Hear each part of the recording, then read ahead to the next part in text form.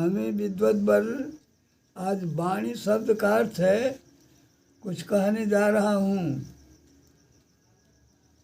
वाणी शब्द में 4 प्रकार की प्रक्रियाएं होती हैं। एक परा, पश्यंती, मध्यमा, वैखरी।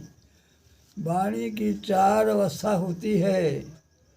वाक्य पदियम में भर्तृहरि एक राजा थे जिन्होंने ये ऐसे ग्रंथ लिखे थे जिनका नाम वाक्य पदियम था।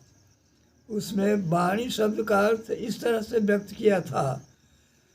पहले परा है विष्णु के पास थी, पश्यंती फिर मध्यमा के ब्रह्मा के पास आई, फिर यहाँ आकर पश्यंती बनी, फिर मध्यमा के रूप में आई, वहाँ वायु के पास गई। इस तरह से बिखरने लगी। 4 अवस्था में ये वक्त्र मुँह से नीमन निसरती, वक्त्रात् निसरती, इस तरह से वाणी हुई। कोई बीज जैसे कहीं गिरता है वह पहले अंकुर के रूप में जमेगा, फिर उसमें पत्र होंगे, पत्ते होंगे, फिर पुष्प होगा, फिर फल होगा। ठीक वैसे ही वाणी भी 4 अवस्था से परिवर्तित होकर भर्तृहरि के अनुसार वाक्यपदीयम व्याकरण के जैसे ग्रंथों के आधार पर 4 रूपों में विभक्त होकर वक्त्रात् निसरती वो निकलती है, इसलिए वाणी कही जाती है।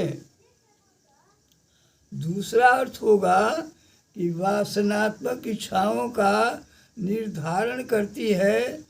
हमें पानी चाहिए, जल चाहिए, अन्न चाहिए, यह भाषा के रूप में यह प्रकाशित होती है।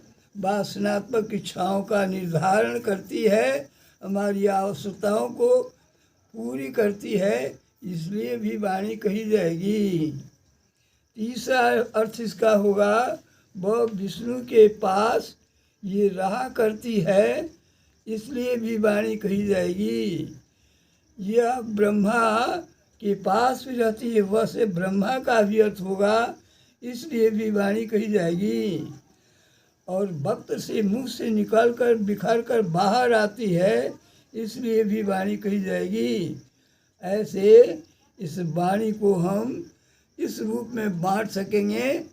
और कुछ फिर विशेष अर्थ होगा न बारयति, जो कभी ख़त्म न हो, न नश्यति, उस वर्ण से जो शब्द बने हैं वही वाणी कही जाती है।